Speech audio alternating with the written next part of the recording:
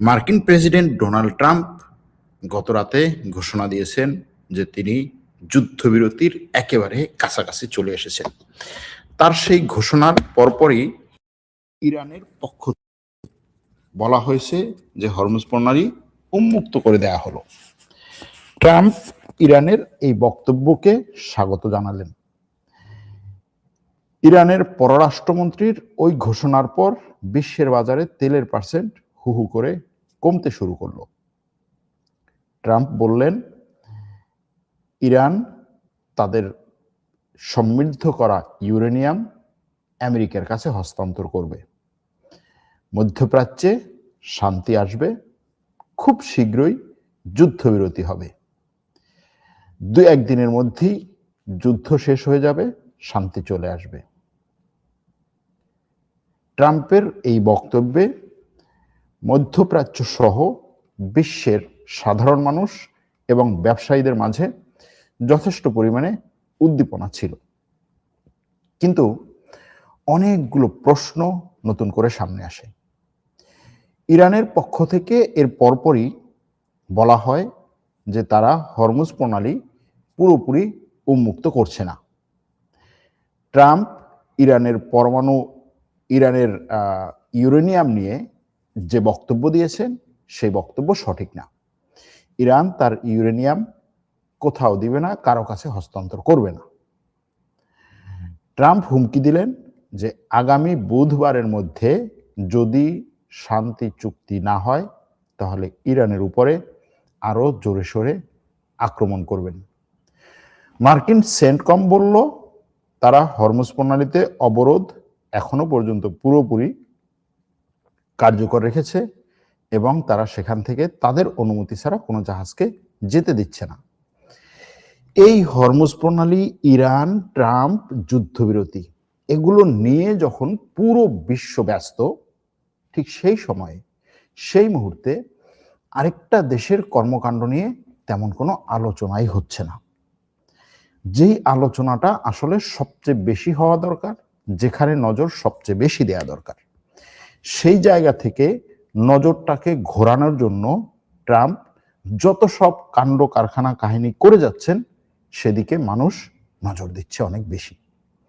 এখন তার এই নজর কাড়া কার্যক্রমগুলো, কাণ্ড কারখানাগুলো শেষ পর্যন্ত শান্তি প্রতিষ্ঠা করবে কিনা এই প্রশ্নটা থেকেই যাবে। কিন্তু এই কার্যক্রমের মাধ্যমে, এই ঘটনাগুলোর মাধ্যমে বিশ্বের এবং মুসলিম বিশ্বের যে বিশাল ক্ষতি হয়ে যাচ্ছে সেটার ক্ষতিপূরণ আর কখনো হওয়ার সম্ভাবনা নাই।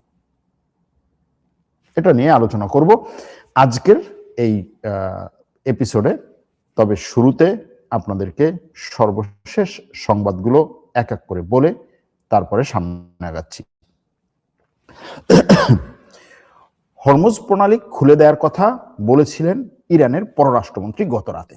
তিনি বলেছেন যে লেবাননে ইসরায়েল এবং লেবাননের মধ্যে যে একটা যুদ্ধবিরতি হয়েছে সেই যুদ্ধবিরতির কারণে হরমুজ প্রণালী খুলে দিচ্ছে ইরান।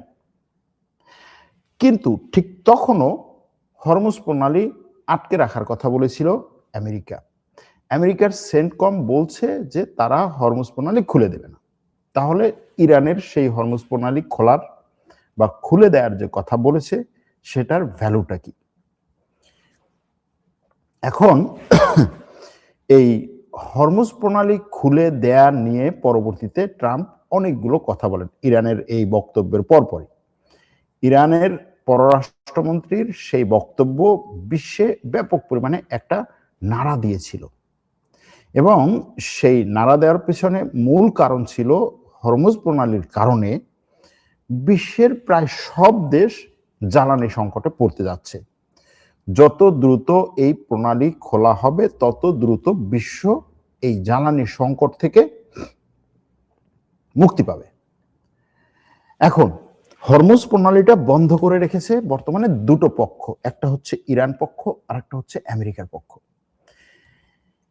ইরানের পররাষ্ট্রমন্ত্রী এই লেবাননের চুক্তি নিয়ে যে ঘোষণাটা দিলেন যে লেবাননের চুক্তি হয়ে গেছে, আমরা হরমুজ প্রণালী উন্মুক্ত করে দিলাম, আমাদের উপর থেকে তুমি অবরোধ তুলে দাও এবং নিষেধাজ্ঞা তুলে দাও। কারণটা কি? যুদ্ধে হরমুজ প্রণালী হচ্ছে ইরানের সবচেয়ে গুরুত্বপূর্ণ জায়গা। ইরান সেই জায়গাটাকে যদি উন্মুক্ত করে দেয় শুধুমাত্র এই লেবাননের সাথে ইসরায়েলের চুক্তি হয়েছে এজন্য, তাহলে ইরান এখানে কৌশলগতভাবে একটা ভুল পদক্ষেপ নিল বলা যায়। কারণ হরমুজ প্রণালী খুলে দেয়া মানে হচ্ছে ট্রাম্পের যুদ্ধে জিতে যাওয়া, কোনো ধরনের শান্তি চুক্তি ছাড়া।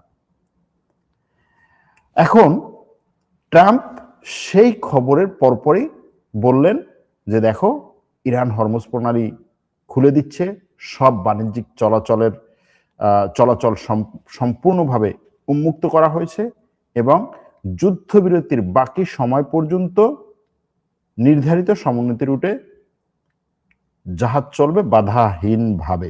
দেখেন ইরানের পররাষ্ট্রমন্ত্রীর বক্তব্য, লেবাননের যুদ্ধবিরতির প্রেক্ষিতে হরমুজ প্রণালী দিয়ে সব বাণিজ্যিক জাহাজের চলাচল সম্পূর্ণভাবে উন্মুক্ত করা হলো। যুদ্ধবিরতির বাকি সময় পর্যন্ত নির্ধারিত সমন্বিত রুটে জাহাজ চলাচল করবে বাধাহীনভাবে। মানে কি? মানে হচ্ছে আমার নির্ধারিত জায়গা দিয়ে যে জাহাজগুলো যাবে আমি তার উপরে কোনো ধরনের বাধা নিষেধ দেব না। এটা হচ্ছে ইরানের কথা। ঠিক তারপরে ট্রাম্প বলছেন ইরান এইমাত্র ঘোষণা করেছে যে সম্পূর্ণরূপে হরমুজ প্রণালী উন্মুক্ত এবং পূর্ণ চলাচলের জন্য সেটাকে খুলে দেওয়া হয়েছে এবং তিনি ধন্যবাদও জানিয়েছেন। গুড। এই ঘোষণা দেওয়ার পরই তেলের দাম হু করে কমেছে, প্রায় $5 থেকে $10 কমেছে গত রাতে তেলের দাম। ভালো কথা সেটাও। এরপরই ট্রাম্প বললেন যে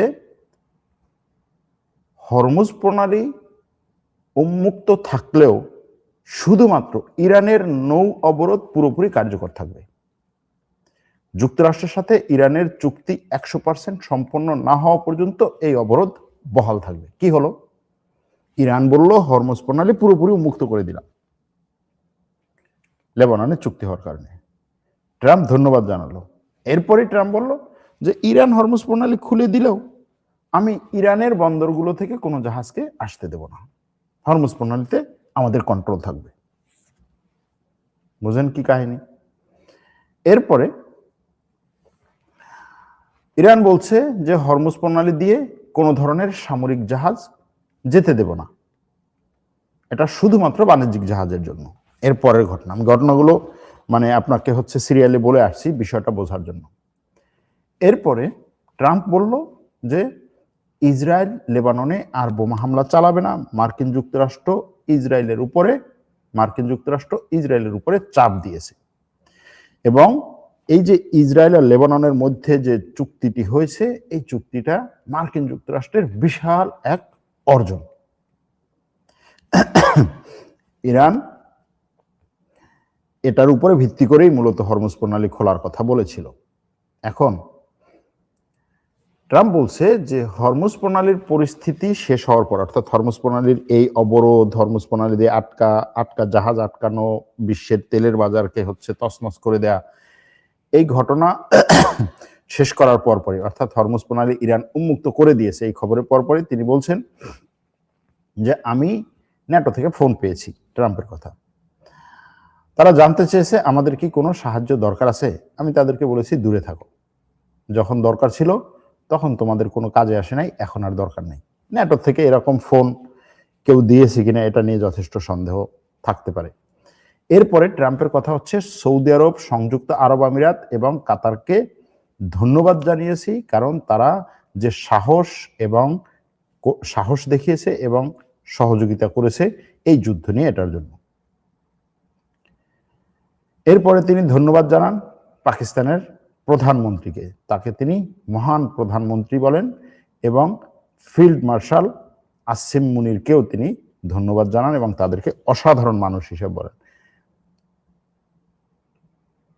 এরপরে তিনি বলেন যে হরমুজ প্রণালী আর কখনো ইরান বন্ধ করবে না বলে প্রতিশ্রুতি দিয়েছে, রাজি হয়েছে। এটি আর বিশ্বের বিরুদ্ধে অস্ত্র হিসেবে ব্যবহার হবে না, ট্রাম্প বলতেছেন। এরপরে মার্কিন গণমাধ্যম বলছে যুদ্ধ শেষ করার লক্ষ্যে যুক্তরাষ্ট্র এবং ইরান 3 পৃষ্ঠার একটা খসড়া চুক্তিতে সম্মত হয়েছে। এই সব কথা, এই কথাগুলো আসার পর দেখেন গতকাল সন্ধ্যায় এই জিনিসগুলো আসছে, এগুলো আসার পরে আপনার কাছে কি মনে হবে? গতকাল রাতে এগুলো এসছে, এগুলো আসার পরে কি মনে হবে এই তথ্যগুলো?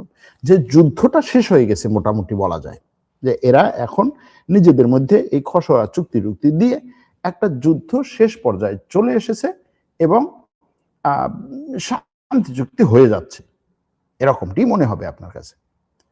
এখন ঠিক এটার পরপরই, এবং এই যে শান্তি চুক্তি হয়ে যাচ্ছে বলছে, ট্রাম্প বলছে ইরান আমার কাছে পরমাণু কি বলে সমৃদ্ধ করা পরমাণু ফেরত দেওয়ার ব্যাপারে সম্মত হয়েছে। ইরান আর কোনোদিন পরমাণু অস্ত্র বানাবে না, সারা জীবনে আর কোনোদিন অনির্দিষ্টকালের জন্য ইরান তার পরমাণু অস্ত্র বানানোর কথা মানে বানাবে না বলে সম্মত হয়েছে। সুতরাং এখানে একটা যুদ্ধবিরতি, এটাই মনে হচ্ছে। এবং এখানে যেই জিনিসটাকে চিত্রায়ন করা হয়েছে তাতে মনে হচ্ছে যে এই যুদ্ধে ইরানের কাছ থেকে যুদ্ধের আগে যেই সমস্ত জিনিস চাওয়া হয়েছিল সেই জিনিসগুলোই এখন যুদ্ধের পরে দেয়া হয়েছে, এটাই এরকম একটা চিত্র। এখন আসুন তারপরে কি হলো। তারপরে ইরান বলছে যে হরমুজ প্রণালী দিয়ে জাহাজ চলাচলের ক্ষেত্রে কয়েকটা কঠোর শর্ত আরোপ করলাম। সেটা কি? শুধুমাত্র বাণিজ্যিক জাহাজ চলাচল করতে পারবে, সামরিক জাহাজ চলাচল করতে পারবে না, সেনাবাহিনীর নৌবাহিনীর জাহাজ চলাচল করতে পারবে না। শত্রু দেশ আমেরিকা, ইসরায়েল এবং আরো যে সমস্ত দেশকে ইরান শত্রু দেশ হিসেবে আখ্যায়িত করেছে, তাদের দেশে যাওয়া, তাদের দেশের কোনো মালিকানাধীন, তাদের দেশ থেকে আসা কোনো কার্গো জাহাজ বা কোনো পণ্যবাহী জাহাজ যাতায়াত করতে পারবে না হরমুজ প্রণালী দিয়ে। সব জাহাজকে ইরানের নির্ধারিত এবং তাদের নির্দিষ্ট রুট ব্যবহার করতে হবে, এবং এই রুট ব্যবহার করতে হরমুজ প্রণালী পার হতে ইরানের বিপ্লবী গার্ডের অনুমতি লাগবে। এবং এই যে চলাচলের আগে এবং পরে ইরানি কর্তৃপক্ষের সাথে সমন্বয়কে বাধ্যতামূলক করা হয়েছে, এই বাধ্যতামূলক আদেশ না মানলে সেই সমস্ত জাহাজকে হরমুজ প্রণালী পার হতে দেওয়া হবে না। এখন এই যে ধরেন শুরুর দিকের যে কথা এবং পরের কথা, কি হরমুজ প্রণালী সব জাহাজের জন্য উন্মুক্ত করে দেওয়া হলো। পরে এসে আমরা যেটা দেখলাম যে হরমুজ প্রণালী উন্মুক্ত করে দিয়েছে কিভাবে? ইরান এই যুদ্ধ শুরুর পর থেকে তার হরমুজ প্রণালী নিয়ে যে পরিকল্পনা, যে প্রকল্প, যেই ঘোষণা ছিল সেই জায়গায় আছে। তাহলে পররাষ্ট্রমন্ত্রী কেন এরকম একটা বক্তব্য দিলেন? আর ট্রাম্প সেটার উপরে ভিত্তি করে মোটামুটি একেবারে যুদ্ধ বন্ধ করার টুইট গুলো কেনই করলো? এই প্রশ্ন আসবে না? আসবে। এখন এই যে কথা হরমুজ প্রণালী বন্ধ করা হয়েছে, হয় নাই, এখন দেখেন এখানে আপনি কি বলবেন? হরমুজ প্রণালী বন্ধ হয়েছে নাকি হয় নাই? হরমুজ প্রণালী খোলাতে হয়েছে নাকি হয় নাই? একই অবস্থায় আছে। মানে আমরা দৌড়ে পিছনে যাচ্ছি, এরকম একটা অবস্থা। দৌড়াচ্ছি পিছনে যাচ্ছি। সারাদিন আপনি সারা রাত দৌড়ালেন, হাঁটলেন, সকালবেলা উঠে দেখলেন যে যেই জায়গায় ছিলেন সেই জায়গায় আছে, এরকম একটা অবস্থা। কারণ হচ্ছে হরমুজ প্রণালী যেদিন ট্রাম্প বন্ধ করা, অবরোধ করা ঘোষণা দিচ্ছে, সেদিন থেকে সে একই জায়গাতে আছে। কি? ইরানের বন্দর থেকে কোনো জাহাজ যেতে দেবে না, এখনো সেই অবস্থা। ইরান হরমুজ প্রণালী যুদ্ধের পর থেকে যেভাবে হচ্ছে বন্ধ করে রাখছে, একই জায়গায় আছে। কি? সেটা হচ্ছে ইরানের অনুমতি ছাড়া কোনো জাহাজ যেতে পারবে না, শত্রু দেশের জাহাজ যেতে পারবে না, যুদ্ধ জাহাজ যেতে পারবে না। তাহলে এই যে পুরো রাতটা ধরে সারা বিশ্বে এই যে তেলের দাম কমলো, তারপরে হচ্ছে জাহাজগুলোর মালিক যারা বা এই তেল ব্যবসা যারা করে তাদের মধ্যে ব্যাপক পরিমাণে একটা শোরগোল, যে তাড়াতাড়ি গিয়ে হচ্ছে ওই মধ্যপ্রাচ্যের বিভিন্ন দেশে গিয়ে কার কে জাহাজ আগে ভরতে পারে, তারপরে হচ্ছে হরমুজ প্রণালী পার করবে, এটা নিয়ে আমি দেখি না, কিন্তু ব্যবসায়ীদের মধ্যে যে ব্যাপক পরিমাণে একটা দৌড়ঝাঁপ, যে হরমুজ প্রণালী খুলে দেওয়া হয়েছে, তাড়াতাড়ি হচ্ছে আমার সিরিয়াল নিতে হবে, আমি এই সময় হচ্ছে শত শত জাহাজ হচ্ছে তেল ভরে নিয়ে যেতে চাইবে, কার আগে কে হচ্ছে ইয়া করতে পারে। কারণ হচ্ছে আপনি সিরিয়ালে আগে না পেলে আপনার হয়তো দেখা গেল 1 সপ্তাহ বসে থাকতে হবে, এরকম একটা পরিস্থিতি। কিন্তু কি হলো? আসলে এখানে গেল এটা। এরপরে ট্রাম্প বলছে যে ইউরেনিয়াম সমৃদ্ধকরণ বন্ধে রাজি হয়েছে ইরান। ট্রাম্পের দাবি যে যুক্তরাষ্ট্র এবং ইরানের মধ্যে আলোচনা চলছে শান্তি চুক্তি নিয়ে, গুরুত্বপূর্ণ বিষয়ে কিছু কিছু ক্ষেত্রে মত পার্থক্য আছে, কিন্তু এই ইউরেনিয়ামের ক্ষেত্রে ইরান সম্মত হয়েছে ট্রাম্পের কথা। ট্রাম্প যখন এই কথাগুলো বলতে যাচ্ছে তখন ইরান বলছে যে মার্কিন অবরোধ যদি হরমুজ প্রণালীতে অব্যাহত থাকে তাহলে আমিও হরমুজ প্রণালী বন্ধ করব, কারণ এটা যুদ্ধবিরতির লঙ্ঘন। যুদ্ধবিরতি কি? যুদ্ধবিরতি হচ্ছে তুমি লেবাননে যুদ্ধবিরতি করবা, আমি হরমুজ প্রণালী খুলে দেবো, তুমিও হরমুজ প্রণালী খুলে দেবা, আমার উপর থেকে নিষেধাজ্ঞা তুলে দেবা, আমার যে $120 বিলিয়ন আছে সেটাও মুক্ত করে দেবা, তাদের কথা অনুযায়ী আর কি। কিন্তু ইরান বলছে এটা হচ্ছে না। এখন ট্রাম্প রয়টার্সকে বলেন এরপরে যে যুক্তরাষ্ট্র ইরানের সাথে তাদের সমৃদ্ধকরণ ইউরেনিয়াম উদ্ধারে কাজ করবে এবং সেগুলো দেশে ফিরিয়ে নিবে, সেগুলো তার দেশে ফিরে যাবে। দেখেন, একটা জিনিস ফিরে যাওয়া মানে কি? একটা জিনিস ফিরে যাওয়া মানে হচ্ছে কোনো একটা জায়গা থেকে অন্য জায়গায় গেল, সেখান থেকে আবার ফিরে আসলো। এখন ট্রাম্পের কথা হচ্ছে ইউরেনিয়াম তার স্বভূমিতে, নিজ ভূমিতে ফিরে আসবে। সেটা কোনটা? সেটা হচ্ছে আমেরিকা। তার মানে ট্রাম্প এটা দ্বারা কি বোঝাতে চাইছেন? যে ইরানের এই সমৃদ্ধকরণ করা ইউরেনিয়াম হচ্ছে আমেরিকার সম্পদ,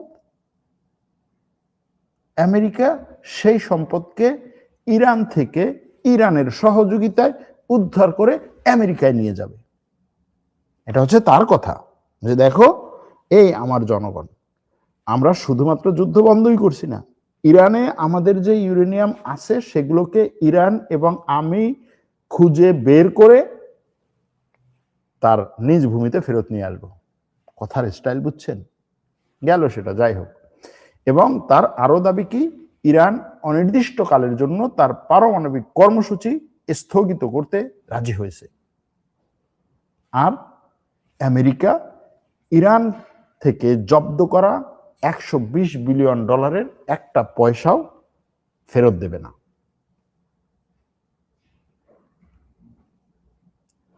এই কথাবার্তার পরপরই মার্কিন গণমাধ্যম অ্যাক্সিওস বলল কি যে যুক্তরাষ্ট্র এবং ইরান এই সপ্তাহের শেষে, অর্থাৎ এই শুক্রবার, এই শনিবার রবিবারের মধ্যে একটা পুরোপুরি শান্তি চুক্তি চূড়ান্ত করবে। এখন এ পর্যন্ত এসে আপনার কাছে কি মনে হয়? যে ইরানের সবকিছু আমেরিকার হাতে সোপর্দ করে ইরান সারেন্ডার করতেছে, এরকম মনে হবে? এরকম মনে হবে এই পর্যন্ত দেখলে? গেল, তারপরে কন্টিনিউ করি।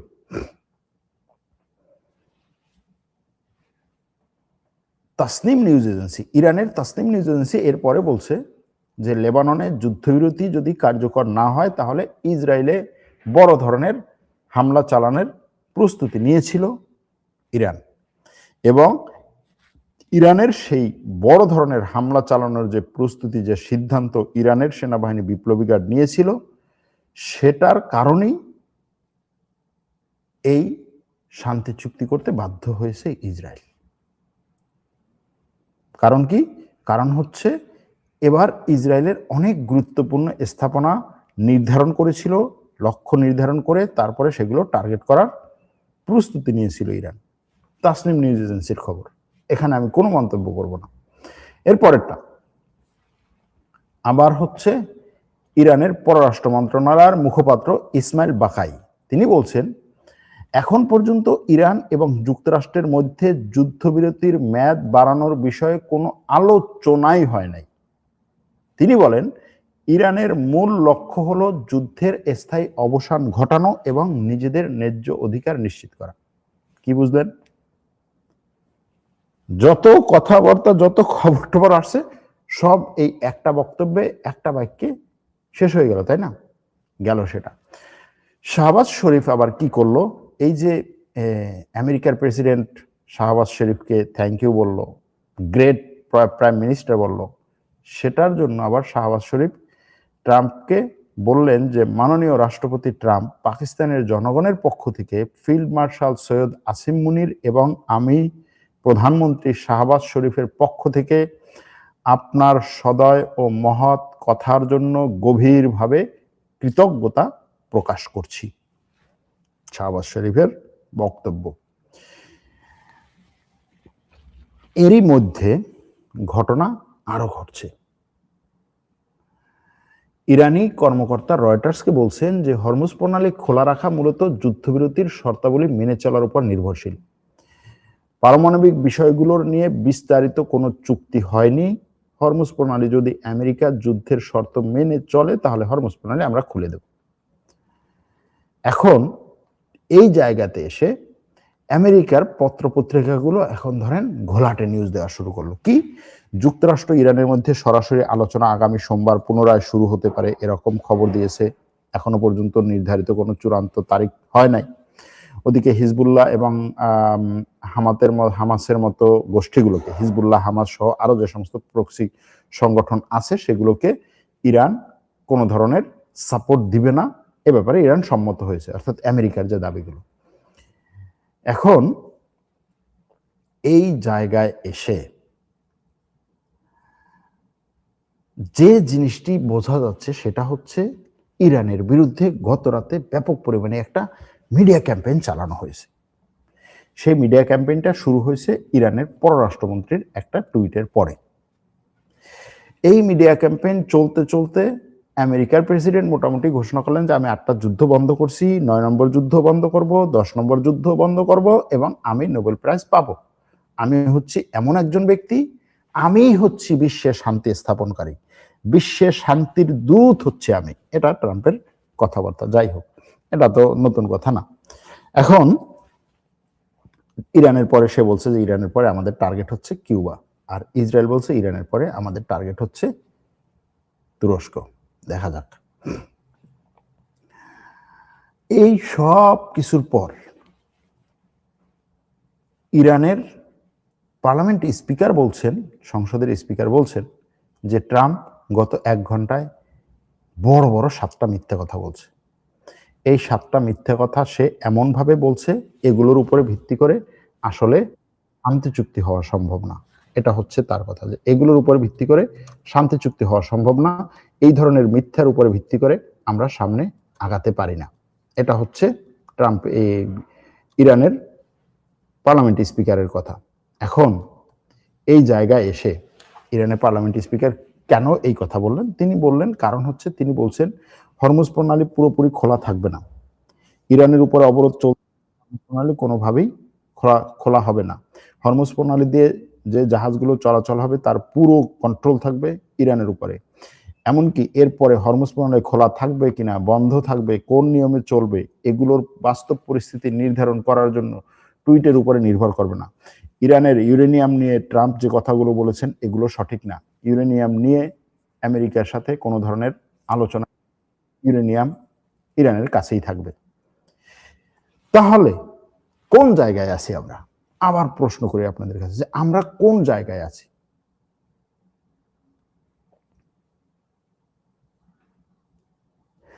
এখন এই যে হরমুজ প্রণালী নিয়ে নতুন কড়াকড়ি ইরানের আবার নতুন করে বলছে, ইরান মধ্যস্থতাকারীদের আজকে জানিয়েছে যে যুদ্ধবিরতির সময় হরমুজ প্রণালী দিয়ে জাহাজ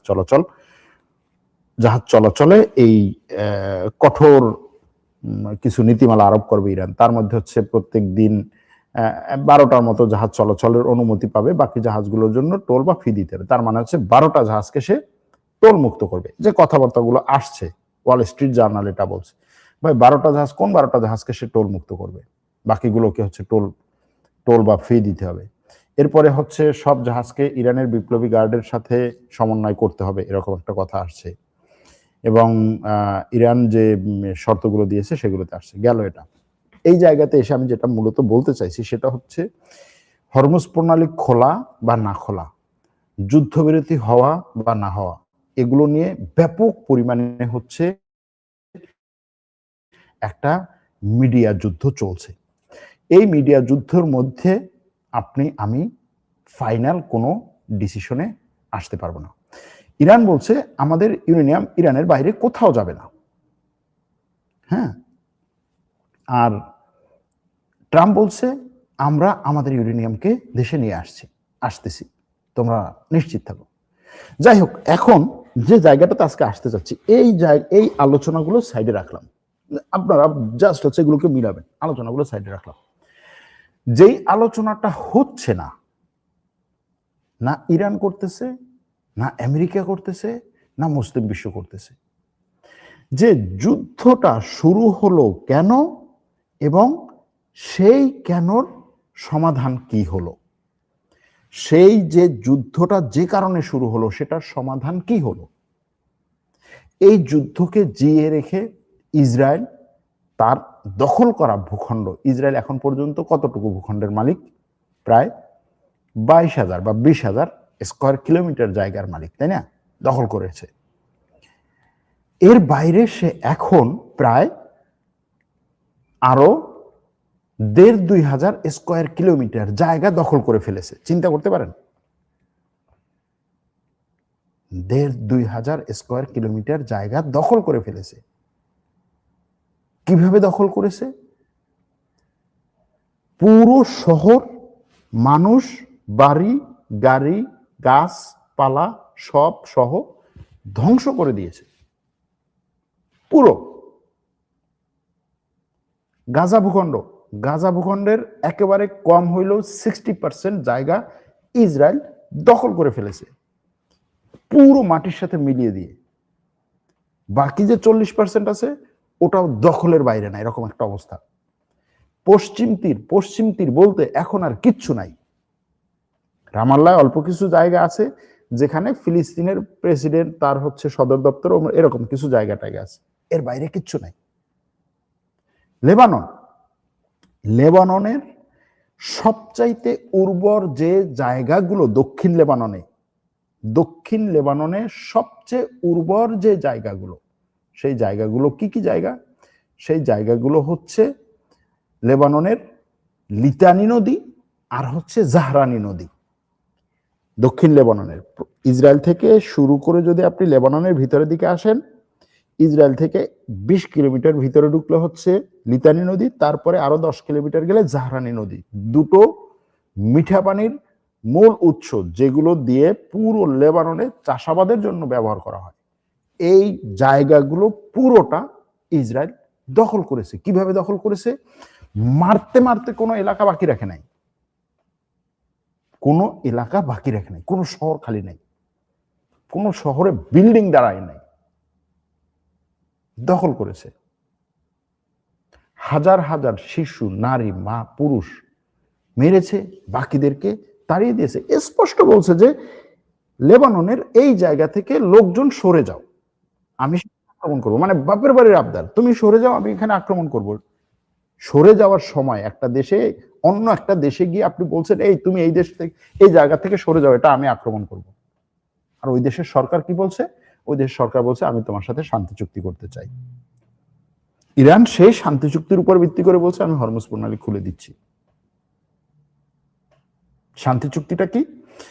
ইসরায়েল যেই জায়গাগুলো দখল করেছে সেগুলো তার দখলে থাকবে, ওই জায়গার উপরে কোনো ধরনের আক্রমণ কেউ করতে পারবে না। ওই জায়গা থেকে যদি ইসরায়েলের সৈন্যদের দিকে তাকানো হয় তাহলে ইসরায়েলের সৈন্যরা গুলি করে মানুষ মারতে পারবে।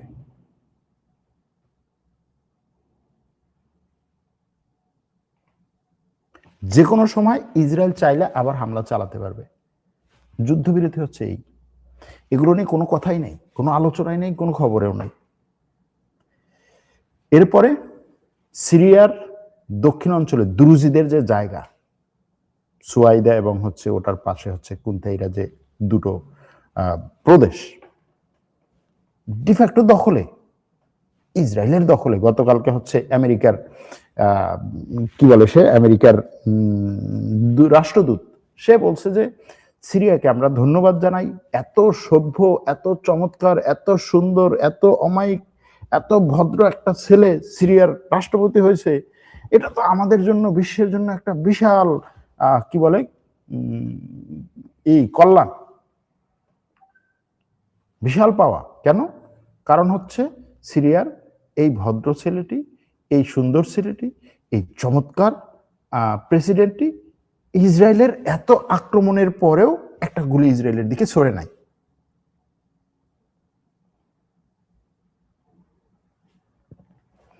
এখন দেখেন, ইসরায়েল যে পরিমাণ ভূখণ্ড তার ছিল, সেই ভূখণ্ডের বাইরে সে এখন প্রায় ১,৫০০ স্কয়ার কিলোমিটার জায়গা দখল করে ফেলেছে।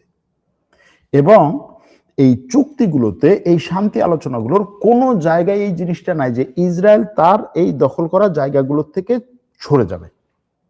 সব জায়গায় শান্তি, শান্তি আর শান্তি, শান্তি আর শান্তি, শান্তি বোর্ড, পিস বোর্ড, মুসলিম বিশ্বের সবাই সেই বোর্ডের সদস্য। কি শান্তি? শান্তিটা হচ্ছে ইসরায়েল যে পর্যন্ত অশান্তি তৈরি করেছে, ওই অশান্তি নিয়ে মেনে নিয়ে তোমার হচ্ছে শান্তি শান্তি জব করতে হবে। ইসরায়েল যে পর্যন্ত জায়গা দখল করেছে, ওই পর্যন্ত মেনে নিয়ে তোমার ওখান থেকে সরে যেতে হবে, এবং ওইদিকে তুমি কোনোদিন ফিরেও তাকাইতে পারো না যে আমি আমার মাতৃভূমির জন্মভূমি ছেড়ে চলে যাচ্ছি, এটার মায়া একটু পিছনে ফিরে তাকাই। ওই পিছনে ফিরে তাকালেও ইসরায়েলের সৈন্যরা বলবে যে ও আমার দিকে চোখ দিয়ে হচ্ছে আমার শত্রুতা করছে, ওর চোখ তুলে দেব, কিচ্ছু বলতে পারবে না। লেবাননে এটা হচ্ছে শান্তি চুক্তি। হিজবুল্লাহ নাম দিয়ে এগুলো করা হচ্ছে। হ্যাঁ, হিজবুল্লাহ আছে লেবাননে। সিরিয়াতে কোনো একটা কিছু নাম দিয়ে করা হচ্ছে কি, দ্রুজীদের হচ্ছে উপরে সরকার আক্রমণ করছে।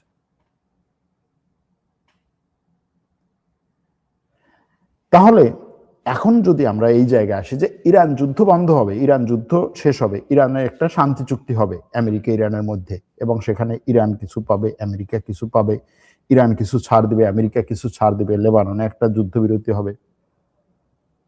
কিন্তু ইসরায়েল যে একেবারে অ্যাক্টিভভাবে যে সমস্ত জায়গা দখল করলো, যতগুলো মানুষ মারলো, যতগুলো বাড়ি ঘর ধ্বংস করলো, যতগুলো একটা দেশের সম্পদ নষ্ট করলো। কিভাবে নষ্ট করছে জানেন? আমেরিকা অনুমতি দিয়েছে ইসরায়েল রাসায়নিক দ্রব্য, কেমিক্যাল ছেড়েছে হচ্ছে মাঠে। আপনি চিন্তা করেন, আপনার ব্যাপক পরিমাণে মাঠের পর মাঠ, গ্রামের পর গ্রাম, কিসের উপরে নির্ভর করে মানুষ? কৃষির উপরে। বাংলাদেশের কথা চিন্তা করেন। এখন আপনার মাঠে ধান আছে, আপনি ধান ফলাচ্ছেন, চাষ করছেন, বীজ হয়েছে, বড় হয়েছে, মোটামুটি ধান ফুটছে, উপর দিয়ে বিমান উড়ে যাচ্ছে। বিমান জাস্ট হচ্ছে ধরেন ওই ধান ক্ষেতের 50 মিটার উপর দিয়ে বিমান যাচ্ছে এবং ব্যাপক পরিমাণে হচ্ছে রাসায়নিক দ্রব্য ছাড়ছে। যে রাসায়নিক দ্রব্যগুলো ওই ধানগুলোকে তো শেষ করবেই, পরবর্তীতে আপনি ওইখানে ধান চাষ করবেন কিন্তু কোনো ধান হবে না। পুরো ঘুরে ঘুরে ঘুরে ঘুরে আপনার এই জমি, পুরো ধরেন থানার পর থানা জমি সে এইভাবে ধ্বংস করছে। কেউ কিছু বলছে? যুদ্ধ অপরাধ কোনটাকে বলবেন আপনি? কেউ কিছু বলে নাই। ওই এলাকার মানুষ শেষ পর্যন্ত ওখানে থেকে কি করবে, কি খাবে? এই অঞ্চলে জয়তুন উৎপাদন হয় ব্যাপক পরিমাণে। একটা জয়তুন গাছ, একটা বাড়ির হচ্ছে ধরেন পেছনে বা বাগানে জয়তুন গাছ লাগানোর পরে সেই জয়তুন গাছ থেকে আপনি বছরের পর বছর জয়তুন পান। জয়তুনকে আপনি খাবারের সাথে খেতে পারেন, কাঁচা খেতে পারেন সবুজ জয়তুন, সেটাকে হচ্ছে পাকিয়ে আপনি কালো জয়তুন হিসেবে খেতে পারেন, আপনি জয়তুন থেকে তেল বের করতে পারেন। মানে জয়তুনের কোনো উপকারের শেষ নেই, যে কারণে এই অঞ্চলে জয়তুনের ব্যাপক চাহিদা, এবং এটা হচ্ছে তাদের প্রধান অর্থকরী ফসল যদি বলা হয়। হাজার হাজার হেক্টর জয়তুনের গাছ বুলডোজার দিয়ে ধ্বংস করে দিয়েছে। যুদ্ধবিরতি, শান্তি চুক্তি, এই হচ্ছে শান্তি চুক্তি। আমরা শান্তি চুক্তির জন্য আমরা ইয়ে করেন, এই হচ্ছে শান্তি চুক্তি। ইসরায়েলের শান্তি চুক্তিটা হচ্ছে আমি সব ধরনের আকাম করে যাব এবং যেখানে গিয়ে আমি থামবো ওইখানে গিয়ে শান্তি চুক্তি হবে। পরবর্তী শান্তি চুক্তির আগ পর্যন্ত আমি ওখান থেকে সামনে আগাবো। এবং এটা আমরা সবাই মেনে নিচ্ছি। কেন মেনে নিচ্ছি? কারণ হচ্ছে এর চেয়ে বড় একটা সিচুয়েশন ক্রিয়েট করা হয়েছে। তো আপনার যখন মনে করেন যে পায়ের মধ্যে ফোড়া হবে, সেই ফোড়ায় ছোট্ট একটা ফোড়া হয়েছে, আপনি ওটা নিয়ে চিল্লাপাল্লা করতেছেন, কিন্তু যখন আপনার একটা আঙ্গুল কেটে ফেলা হবে তখন ওই ফোড়ার ব্যথাটা আপনার কাছে কিছু মনেই হবে না।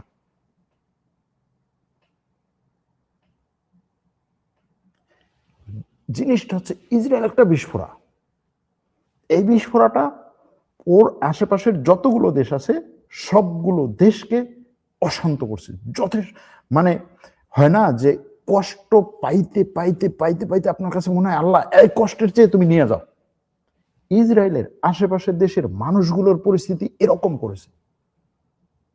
তাদের এই যে আহাজারি, এটা শোনার মতো পরিস্থিতি নাই মানুষের, বিশ্বের আহাজারি যে তারা করবে কোনো মিডিয়ার সামনে, সেই মিডিয়াকে রাখা হয় নাই।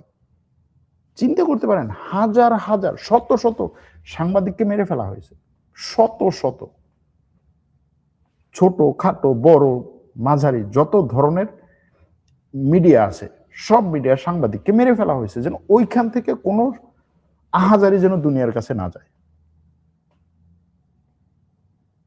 মানে তাদের যে বুক ফুটিয়ে তারা যে চিৎকার দিবে সেটারও কোনো সুযোগ নাই, এরকম একটা পরিস্থিতি। এবং সেখান থেকে কি হচ্ছে, মুখ ফিরিয়ে হরমুজ প্রণালী। কারণ হচ্ছে হরমুজ প্রণালীটাকে নিয়ে এমন একটা সিচুয়েশন ক্রিয়েট করা হয়েছে যে সারা বিশ্ব এখন এটার ভুক্তভোগী।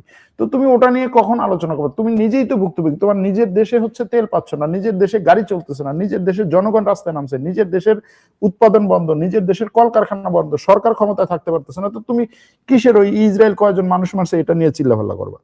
তুমি তখন হরমুজ প্রণালী, ভাই তাড়াতাড়ি হরমুজ প্রণালী খুলে দেয়, আমি একটু শান্তি পাই। এরকম একটা পরিস্থিতি তৈরি হয়েছে। এখন এই অবস্থায় ইসরায়েলের কতটুকু ক্ষয়ক্ষতি হয়েছে? ভাই ইসরায়েলের যতটুকু ক্ষয়ক্ষতি হোক, আপনি ইসরায়েলের একটা ভূখণ্ড, একটা ইঞ্চি মাটি ফেরত পাইছেন?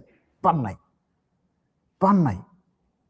দখল করা মাটির দূরের কথা, আপনার মসজিদে আকসায় এখন আপনি হচ্ছে ঠিক মতো ঢুকতে পারছেন না।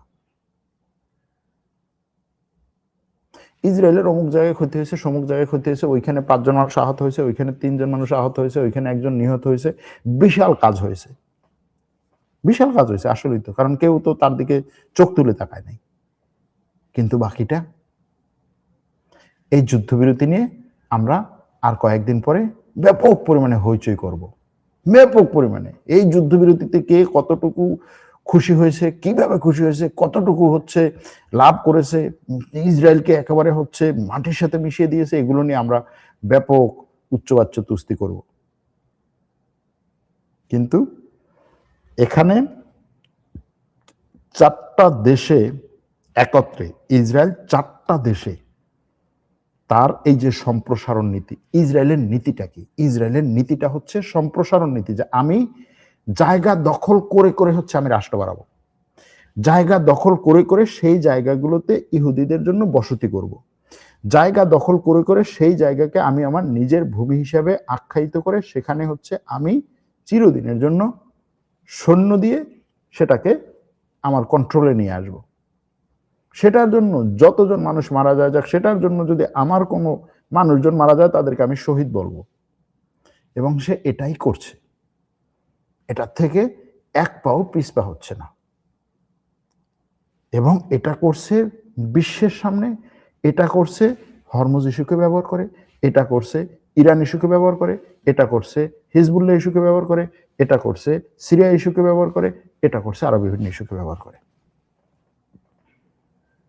ফলাফল আমরা দেখব একটা শান্তি চুক্তি, যেই শান্তি চুক্তির কোনো ভবিষ্যৎ নাই। হয়তো বলা হবে অনির্দিষ্টকালের জন্য কেউ কাউকে আক্রমণ করবে না, এটা করবে না, সেটা করবে না। ইসরায়েল ওপেনলি বলে দিয়েছে আমি এগুলো মানবই না, সরাসরি বলছে আমি এগুলো মানবো না। না ইরানের উপরে আক্রমণ করা থেকে আমি বিরত থাকবো, না লেবাননে আক্রমণ করা থেকে বিরত থাকবো, না আমি হচ্ছে এই গাজা ভূখণ্ড থেকে সরে আসবো।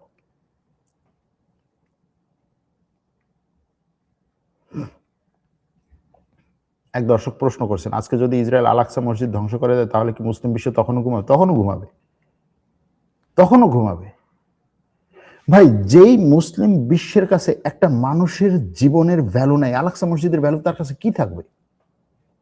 আপনার কাছে কি মনে হয় যে একটা মানুষ বাঁচানো আর একটা মসজিদ বাঁচানো, দুইটার মধ্যে কোনটা সবচেয়ে বড় বলেন তো? একটা নিষ্পাপ শিশুকে বিনা কারণে তার ঘরের মধ্যে বোমা হামলা করে, তার বুকের উপরে বোমাটা বিস্ফোরণ করে তার শরীরটাকে চূর্ণ বিচূর্ণ করে দিচ্ছে। ওই শিশুটাকে বাঁচানোর জন্য যার মন কাঁদে না, যে কোনো পদক্ষেপ নেয় না, সে আল-আকসা মসজিদ কি বাঁচাবে বলেন তো? আল-আকসা মসজিদ বাঁচালে কি হবে? ও মসজিদ বাঁচালেন কি হবে? ভাইব তুলছেন, আল-আকসা বাঁচালেন, আপনি কি হবে? যে জিনিসটা বাঁচানোর পরে ওইটাকে আবাদ করার মতো মানুষ থাকবে না, আপনি বাঁচাই কি করবেন? সেটার বিরুদ্ধে আপনি কথা বলে কি করবেন?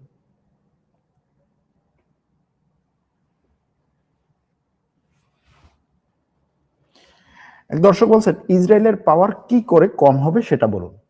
ইসরায়েলের পাওয়ার কম হওয়ার একটা মাত্র উপায় আছে, ইসরায়েলকে এই অঞ্চলে একা করতে হবে। ইসরায়েলকে এই অঞ্চলে একা করতে হবে এবং এই অঞ্চলের অন্য যে সমস্ত মুসলিম দেশগুলো আছে তাদের ঐক্যবদ্ধ হতে হবে। এটা ছাড়া কোনো উপায় নাই। এখানে শিয়া, সুন্নি, ওহাবি, তারপরে হচ্ছে এইটা সেইটা অমুক সমুক করে যতদিন পর্যন্ত এরা নিজেদের আখের গোছানোর চেষ্টা করবে, ততদিন পর্যন্ত হচ্ছে ইসরায়েল এই জিনিসগুলো করে যাবে এবং কেউ কিছু করতে পারবে না। ওই অমুকে নিউক্লিয়ার অস্ত্র বানাবে, সমুকে পরমাণু অস্ত্র বানাবে, সমুকে সামরিক দিক থেকে শক্তিশালী হবে, আপনি যতই হন। ভাই এখন কিভাবে বলবো, এগুলো বলতে গেলে হচ্ছে অনেক সময় ইয়ার দিকে চলে যায় আর কি। কোরআনের আয়াতকে আপনি অস্বীকার করতেছেন বা কোরআনের আয়াতকে আপনি মানতেছেন না, তো আপনার সফলতা আসবে কেমনে? সিম্পল জিনিস, কেমনে আসবে সফলতা? সফলতা আসবে কিভাবে? সে মানতেছে কোরআনের আয়াত। তোমরা একত্র হও, একত্রে আল্লাহর রজ্জু ধরো, একত্র হও, একত্রে তোমরা হচ্ছে শক্তিশালী। তো মুসলিম বিশ্ব একত্রে নাই, তারা ঠিকই একত্রে। তাদের কারো উপরে কোনো কিছুর উপরে আক্রমণ হলে মিডিয়া থেকে শুরু করে সবকিছু নিয়ে তারা ঝাঁপাই পড়ে। আর এদিকে আক্রমণ হলে ওর উপর আক্রমণ করছে, ও তো নব্য সুলতান, ওর উপরে করুক আক্রমণ। অমুকের উপর আক্রমণ করছে, ওরা হচ্ছে কট্টর ইসলামী, করুক ওদের উপর আক্রমণ। অমুকের উপর আক্রমণ করছে, ও হচ্ছে শিয়া, করুক ওর উপর আক্রমণ। অমুকের উপর আক্রমণ করছে, ও হচ্ছে ওহাবি, করুক ওর উপর আক্রমণ। অমুকের উপর আক্রমণ করছে, ও তো হচ্ছে বাতিল ফিরকা, করুক ওর উপর আক্রমণ। এরকম করতে করতে কি হয়, আপনার আশেপাশে যারা ছিল সবাইকে আপনি ওর উপরে করুক, ওর উপরে করুক, ওর উপরে করুক, আপনি নিজেকে মনে করছেন যে আমি হচ্ছি সঠিক। ওকে, ভালো কথা। আপনার উপরে যখন আক্রমণ করে তখন আপনাকে বাঁচানোর আর কেউ নেই আপনার আশেপাশে, আর কেউ নেই। এটা হচ্ছে অবস্থা। এখন এই অবস্থা থেকে আপনার ফিরে আসতে হবে। ঐক্য হওয়া ছাড়া কোনো উপায় নাই। ওই অমুক একটা দেশ শক্তিশালী হয়ে যাবে আর হচ্ছে তার ভয়ে সব দূরে পালাই যাবে। আপনি শক্তিশালী হন, আপনার বিরুদ্ধে আসছে ঐক্যবদ্ধভাবে, আপনি একা শক্তিশালী হয়ে দাঁড়াইয়াছেন, হতেই তো দিবে না। দেখেন, পরমাণু অস্ত্র না, পরমাণু প্রকল্প, নিউক্লিয়ার প্রকল্প, নিউক্লিয়ার পাওয়ার, এটাকে শুধুমাত্র আমি অস্ত্র বলতেছি না, পরমাণু পাওয়ার। পরমাণু পাওয়ারটা কি? আপনি যদি পরমাণু অস্ত্র নাও বানান, পরমাণু অস্ত্র না বানালেও আপনার কিন্তু এই পরমাণু পাওয়ারটাকে আপনি বিভিন্নভাবে ব্যবহার করতে পারেন, বিভিন্নভাবে, বিভিন্ন জিনিসে। আপনি আপনার যুদ্ধ জাহাজ হচ্ছে পরমাণু পরিচালিত যুদ্ধ জাহাজ বানাতে পারেন, পরমাণু পরিচালিত যে যুদ্ধ জাহাজ আপনার তখন কি হবে, বহুদিন ধরে সে হচ্ছে পাওয়ার পাবে। আপনি স্যাটেলাইট বানাতে পারেন পরমাণু পরিচালিত, আপনি কি বলে, আপনি মিসাইল বানাতে পারেন পরমাণু পরিচালিত, আপনি আরো বিভিন্ন ধরনের টেকনোলজিতে ব্যবহার করতে পারেন। আপনি মেডিকেল টেকনোলজিতে ব্যবহার করতে পারেন, আপনি মেডিকেল টেকনোলজিতে ব্যবহার করতে পারেন, আপনি বিভিন্ন খাতে এটাকে ব্যবহার করতে পারেন। এবং এটাকে ব্যবহার করা মানে হচ্ছে আপনি পরমাণু শক্তিধর দেশ, পরমাণু অস্ত্রের কথা বাদই দিলাম, সেইটুকু পর্যন্ত আপনাকে হতে দিচ্ছে না। সহজ কথা, আপনাকে সেইটুকু পর্যন্ত হতে দিচ্ছে না। শর্ত কি দিয়ে আসে? তুমি পরমাণু অস্ত্র বানাতে পারবে না। তো তোমার যে পরমাণু অস্ত্র আছে, আমার থাকতে পারবে কিন্তু তুমি বানাতে পারবে না। এবং সবাই মিলে চাপ দিচ্ছে, হ্যাঁ হ্যাঁ হ্যাঁ, ওর তো আসলে বানানো ঠিক হবে না, না না, ও কেন পরমাণু অস্ত্র বানাবে? যুক্তি? কোনো যুক্তি নাই, কোনো যুক্তি নাই। জাস্ট হচ্ছে সে চাইছে, এজন্য সবাই মিলে বলছে হ্যাঁ ভাই তুই পরমাণু অস্ত্র বানাস না, তুই বানাতে পারবি না।